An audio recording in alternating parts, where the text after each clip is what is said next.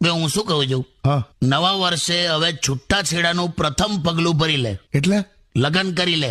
અચ્છા હા એ તો કરીશ જ ને. લગ્નનું ઉત્તરાયણ જેવું છે, એટલે પુરુષનું પતંગ જેવું હોય. કેવું પણ એટલે જો છોકરી સારી બંધાય તો ઊંચી ઉડાન, ક્યાં વાત હે. અને જો ખોટી બંધાઈ ગઈ ને તો બિચારો ગોલ ગોલ ગોલ ગોલ ફરતો જ થઈ જાય. ના ના મેં છે ને મારી એક ફ્રેન્ડ છે હા એને એવું કીધું છે કે એટલે અમે એવું બંને એવું નક્કી કર્યું છે હું કે થોડા દિવસ જોડે રહીએ આમ જ.